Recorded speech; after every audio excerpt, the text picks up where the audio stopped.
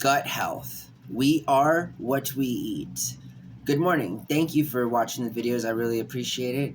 And so while doing research for gut health, I quickly figured out, or found out rather, that there is no conclusive definition of gut health. So there is in fact no real long-term scientific evidence that really says anything as far as where it would go for any kind of relevancy when trying to find out what is good about having good gut health. And so I want to talk about that today, right? Exactly what is your gut, our gut? What is gut health? And so this is what I've come up with. Gut health is something that is comprised of your gastrointestinal system, which is made up of your stomach, your intestines, and your colon. It helps to absorb nutrients from food that you eat, and it excretes waste. So there are more than 200 different kinds of bacteria, virus, and fungi that live in our large intestine, and they help to break down food, turning that food into nutrients that our body can use.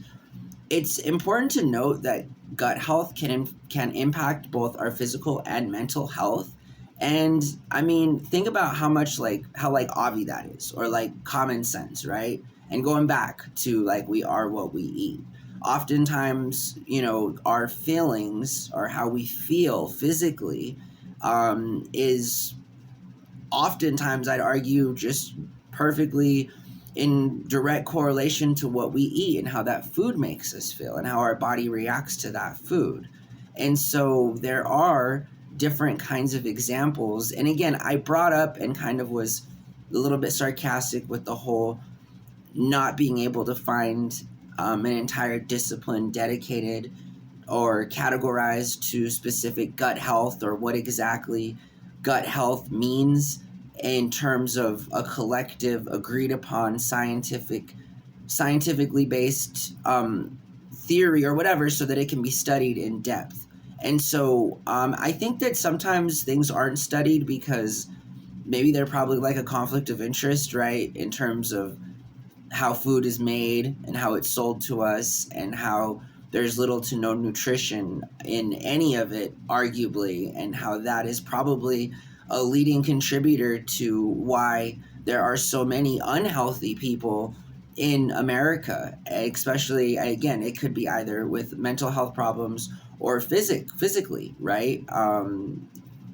Dirty water, contaminated water, even contributes largely to these things that both impact our mental and physical health. And so let's talk about how the gastrointestinal system, or our gut, impacts our physical and mental health. So there's been links that directly say, and again, with no concrete agreed upon justification as to why they're happening, but the gastrointestinal system is affected by anything from there's links that have the gastrointestinal system to our mental health, immune system, IBS, cancer, and sleep.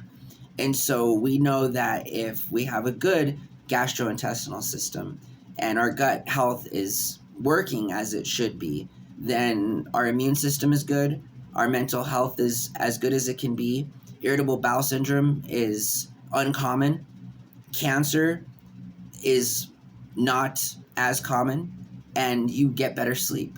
So gut health can also be affected by outside factors like stress or lack of sleep, taking antibiotics, or eating too many ultra-processed foods. 70% of our entire immune system can be found in the gastrointestinal system, or our gut. And so the whole purpose of the last 4 minutes or so was just to like kindly remind everybody to like take care of your body, and whatever you put in it is, gonna have to come out at some point.